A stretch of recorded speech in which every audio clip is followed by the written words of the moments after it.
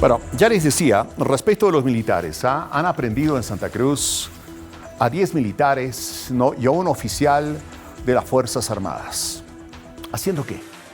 Robándose rieles del tren allá en Santa Cruz. Y uno definitivamente no lo puede creer. O sea, los militares en esos afanes, cuando sus tareas están claramente establecidas.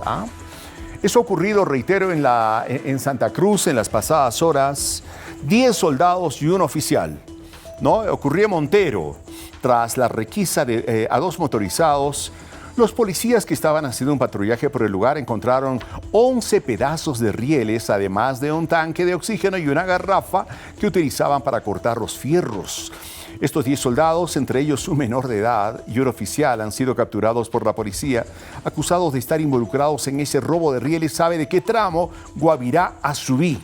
La noche del domingo, los efectivos fueron sorprendidos durante un servicio de patrullaje de la línea férrea a cargo de uniformados del Batallón de Seguridad Física Estatal. Según el informe preliminar, llamó la atención que un camión, placa 2982 FID de Cofadena, o sea, es un camión oficial del Estado, de las Fuerzas Armadas, ¿no? Llamó la atención que ese camión se encontrara estacionado junto a una camioneta, placa 1817 YEY, en un camino de tierra colindante a la línea férrea. Tras la requisa, los uniformados encontraron 11 pedazos de rieles, además de un tanque de oxígeno y una garrafa que utilizaban para cortar los fierros. ¿Qué tal?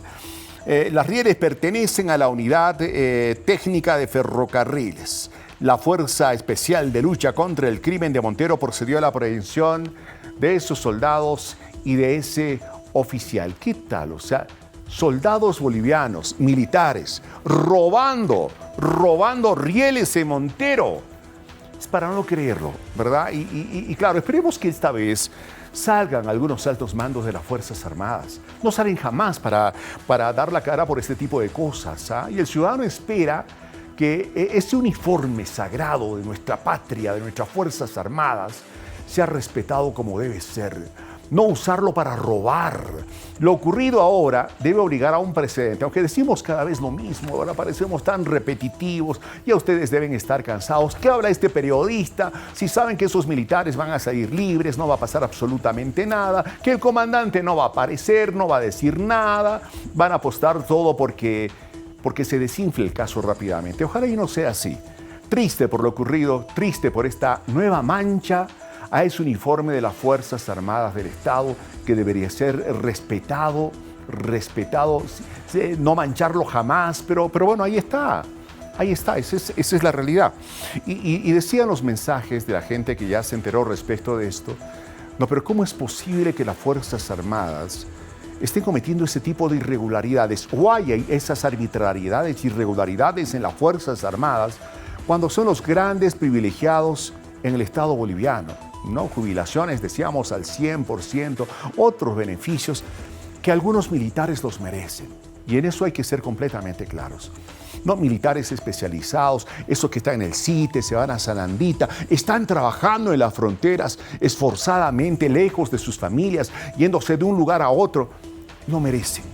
Esa gente sí lo merece. Los verdaderos militares, aquellos que se cuidan, ¿no es cierto? Y están fuertes como tiene que ser para que cuando la patria los llame, vayan a obtener victorias en caso de guerra.